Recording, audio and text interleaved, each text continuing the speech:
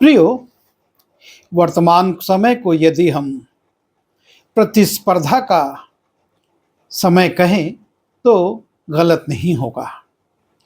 आज लोगों में कपड़े के लिए, गहनों के लिए, पदों के लिए और मकान के लिए और नाना प्रकार की बातों में प्रतिस्पर्धा है।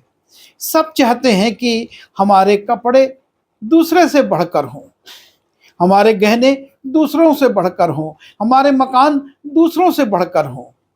सबकी ये इच्छा है और इसके लिए लोग प्रतिस्पर्धा में लगे रहते हैं। अपना समय, अपना पैसा, अपनी योग्यता, हर कुछ आज प्रतिस्पर्धा में है। किसी के पास कार है तो वो पड़ोसी की कार को देखकर अपनी कार बदलना चाहता है कि वो उससे अच्छी ले ले, और इस प्रकार की घटनाएं एक आम बात है। और पौलुस हमारे जीवन में एक और प्रतिस्पर्धा को चाहता है कि हम एक सकारात्मक प्रतिस्पर्धा में रहें। जब हम रोमी उसके 12वें अध्याय के 10वें पद की दूसरी लाइन को देखते हैं, वहां पर लिखा है, परस्पर आदर करने में एक दूसरे से बढ़ चलो। अर्थात आदर करने में भी हमको प्रतिस्पर्धा में भाग लेना है। हम एक दूसरे से बढ़कर आदर करने वाले हों। जब हम ये अपनी भौतिक वस्तुओं को सांसारिक वस्तुओं से एक दूसरे से श्रेष्ठ रखना चाहते हैं तो हम आदर करने में भी एक दूसरे से बढ़ चलें। पौलुस इस बात की चुनौती को रखता है कि हमको इस विषय में भी प्रतिस्पर्धा करनी है, क्योंकि परमेश्वर हमारे जीवन के हर पक्ष पर नजर रखता है और वो हर दृष्टिकोण से हमें परिपूर्ण देखना चाहता है। और इसलिए न सिर्फ हम परमेश्वर का आदर मान करें, पर हम अपने आसपास के लोगों का भी आदर मान करें। जो हमसे बड़े हैं, जो हमारे अगुवे हैं, जो हमारे साथ के लोग हैं, उनका हमको आदर मान करना है। और ये आदर मान एक सभ्य समाज का प्रतीक भी है। और इसीलिए पौलुस कहता है कि परस्पर आदर करने में एक दूसरे से बढ़ चलो। परमेश्वर का आदर करना है। जब हम मलाकी उसके पहले अध्याय के 6वें पद को देखते हैं और वहां पर लिखा है, पुत्र पिता का और दास स्वामी का आदर करता है।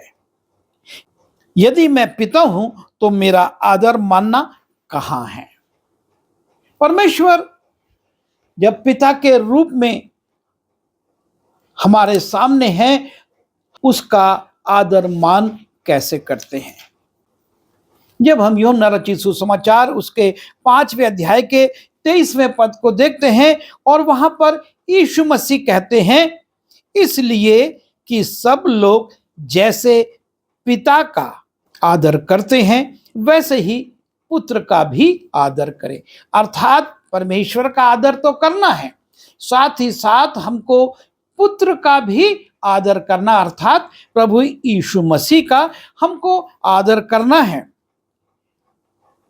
जो पुत्र का आदर नहीं करता, वो पिता का जिसने उसे भेजा है आदर नहीं करता। अर्थात यदि पुत्र का अनादर किया जाता है, प्रभु यीशु मसीह का अनादर किया जाता है, तो परमेश्वर का भी हम अनादर करते हैं, क्योंकि परमेश्वर ने उसको पुत्र भेजा है। वो परमेश्वर का पुत्र है, उसका आदर करना हमारे लिए आवश्यक है। और यीशु मसीह कहते हैं, और तमाम पाप जो मनुष्य के पुत्र के विरुद्ध किए जाते हैं वो क्षमा हो सकते हैं, लेकिन पवित्र आत्मा का अनादर करना, उसका इनकार करना या उसका अपमान करना, ये पाप की क्षमा नहीं है। और इसलिए हमको परमेश्वर का उसके पुत्र का और पवित्र आत्मा का आदर करना है। लेकिन परमेश्वर इससे बढ़कर हमसे ये चाहता है कि हम संसार में रहते हुए अपने लोगों का भी आदर करें। जब हम निर्गमन उसके 20वें अध्याय के 12वें पद में जाते हैं और वहां पर हम देखते हैं कि परमेश्वर 10 आज्ञाओं में जो 5वीं आज्ञा है और मनुष्यों के प्रति जो 6 आज्ञाएं हैं उनमें पहली आज्ञा है और वो है तू अपने पिता और अपनी माता का आदर करना। परमेश्वर का आदर करना अच्छी बात है, परमेश्वर पुत्र यीशु मसीह का आदर करना अच्छी बात है और पवित्र आत्मा का आदर करना भी जरूरी है। लेकिन उसके साथ ही साथ परमेश्वर की आज्ञा है और जब हम उसकी आज्ञा का पालन करते हैं तब हम उसका आदर करते हैं। और यदि हम आज्ञा का पालन नहीं करते तो निश्चित रूप से हम उसका अनादर करते हैं। किसका? परमेश्वर का। और परमेश्वर ने ये आज्ञा दी है कि तू अपने पिता और अपनी माता का आदर करना।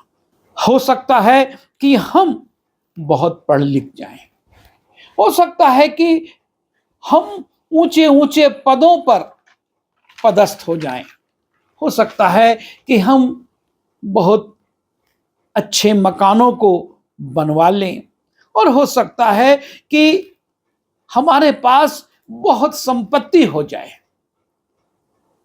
और उसकी तुलना में हमारे माता पिता पढ़े लिखे ना हो सकता है कि हमारे माता पिता छोटे पदों पर कार्यरत हो सकता है कि वो गांव में मिट्टी के मकानों में रहते हों, लेकिन तब भी उसकी संतान को उनका आदर करना है।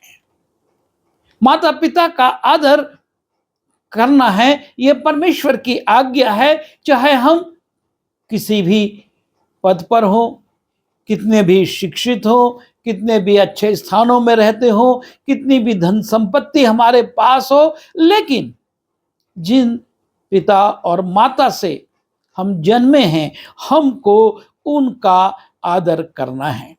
और परमेश्वर ऐसा करने वालों के लिए कहता है कि जिस देश में तुम रहते हो उसमें बहुत दिन रहने पाओ। पौलुस भी कहता है कि ये एकमात्र ऐसी आज्ञा है जिसके साथ परमेश्वर ने प्रतिज्ञा भी जोड़कर रखी है कि यदि तू अपने पिता और माता का आदर करता है तो तू उस देश में, उस स्थान में जो परमेश्वर ने तुझे दिया है बहुत दिन रहने पाएगा। अर्थात परमेश्वर दीर्घायु से उनको परिपूर्ण करेगा। पर आवश्यकता इस बात की है कि माता पिता का आदर किया जाए, उनको तुच्छ ना समझा जाए। हम उनके प्रति आदर मान अपने हृदय में प्रत्यक्ष और परोक्ष दोनों रूप में रखें, क्योंकि परमेश्वर न सिर्फ हमारे बाहरी मनुष्यत्व को देखता है लेकिन वो हमारे मन को भी देखता है। और अगर मन में आदर नहीं है तो परमेश्वर इससे प्रसन्न नहीं होता, परमेश्वर की आज्ञा का इससे उल्लंघन होता है। और दूसरी बात, परमेश्वर के वचन में लिखा है, जब हम ले व्यवस्था उसके 19वें अध्याय के 32वें पद में जाते हैं, पक्के बाल वालों के सामने उठ खड़े होना और बूढ़ों का आदर मान करना। परमेश्वर ने मूसा के द्वारा इस्राएलियों को यह आज्ञा दी कि जो पक्के बाल अर्थात बुजुर्ग हैं उनके सामने उठ खड़े होना है, हमको उनका आदर करना है। जब वो हमारे बीच में आते हैं और हम आराम से बैठे हुए हैं, हम तुरंत उनको आदर देते हुए, उनका सम्मान करते हुए उठ खड़े हों। और जो बूढ़े हमारे बीच में आते हैं, बुजुर्ग हमारे बीच में आते हैं, हमको उनका भी आदर करना है। बहुत से लोग कहते हैं कि अब ये आउट ऑफ डेट हो गए, अब इनके विचार पुराने हो गए, अब ये वर्तमान लोगों की बातों को नहीं समझ सकते। पर ऐसा नहीं है, उनका अनुभव अपनी जगह पर है और इसलिए हमको उनका आदर मान करना है। परमेश्वर ये चाहता है और सभ्य समाज में भी ये अच्छा लगता है, ठीक लगता है कि बड़ों का, बुजुर्गों का, पक्के बाल वालों का आदर किया जाए। और जब हम पहला तीमुथियुस उसके 5वें अध्याय के पहले पद में जाते हैं और वहां पौलुस भी तीमुथियुस को लिखता है, किसी बूढ़े को ना डांट। वो समझा रहा है, तू तीमुथियुस अगुआ है, तू पासबान है, तेरे अधीन में ये मंडली है, लेकिन तू किसी बूढ़े को ना डांट, पर उसे पिता जानकर समझा दे। हो सकता है कहीं पर कोई चूक हो, कहीं पर कोई कमी हो, और इसलिए तू उसको डांट मत, उससे दुर्व्यवहार मत कर, लेकिन उसको अपना पिता समझकर समझा कि ये ठीक नहीं है, ये उचित नहीं है, ये व्यवहार के अनुसार सही नहीं लगता है। और आगे वो कहता है, और बूढ़ी स्त्रियों को माता जानकर समझा दे। यदि स्त्रियां हैं और बूढ़ी हैं, उनसे कोई भूल रही है, कोई चूक हो रही है, तो उनको एक मां का दर्जा देते हुए उन्हें समझा। और तीसरे पद में वो कहता है, उन विधवाओं का जो सचमुच विधवा हैं आदर कर। यहां पर आयु सीमा नहीं है, लेकिन एक शब्द आया है विधवाओं का। यदि कोई स्त्री विधवा है तो उसका भी हमको आदर करना है। हमको इस बात को देखना है, उसके जीवन को देखते हुए हमको उसका आदर करना है। और तीसरी बात, परमेश्वर के दासों का आदर।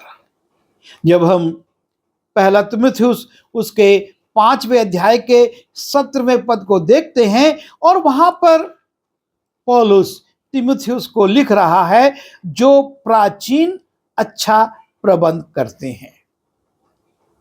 जो प्राचीन, कलीसिया में जो प्राचीन हैं और अच्छा प्रबंध करते हैं, विशेष करके जो वचन सुनाने और परिश्रम करते हैं, वो दुगने आदर के योग्य समझे जाएं। पासबान का पद अच्छा है, ऊंचा है, लेकिन पौलुस इस बात को समझा रहा है तीमुथियुस को कि जो कलीसिया में प्राचीन हैं और वचन सुनाने की और की सेवा करते हैं, परिश्रम करते हैं कलीसिया के लिए, उनको दुगने आदर के योग्य तू समझ, उनको दुगना आदर दे। पौलुस इस बात की शिक्षा ना सिर्फ तीमुथियुस को, लेकिन वर्तमान के अगुओं को भी देता है कि आप और मैं ऊंचे पदों पर हो सकते हैं, लेकिन कलीसिया में जो प्राचीन हैं, जो वचन सुनाते हैं, जो परिश्रम करते हैं, उनका भी हमको आदर करना और दुगना आदर करना है। ये परमेश्वर चाहता है। और जब हम फिलिप्पी उसके 2 अध्याय में जाते हैं और उसके 25वें पद में एक व्यक्ति का, एक अगुवे का नाम लेकर पौलुस निर्देश देता है और तब 29वें पद में उसके लिए किस प्रकार से आदर करना है ये भी समझाता है। पर मैंने इपफ्रुदीतुस को, जो मेरा भाई और सहकर्मी और संघी योद्धा और तुम्हारा दूत और आवश्यक बातों में मेरा सेवा टहल करने वाला है, तुम्हारे पास भेजना आवश्यक समझा। पौलुस अपने एक सहयोगी को, जो उसकी सेवा करता था, उसकी सहायता करता था, उनको फिलिपियों के पास भेज रहा है और लिख रहा है कि इपफ्रुदुस को मैं भेज रहा हूं, और जब मैं इस व्यक्ति को तुम्हारे पास भेज रहा हूं, तब वो निर्देश देता है, प्रभु में उससे बहुत आदर के साथ भेंट करना।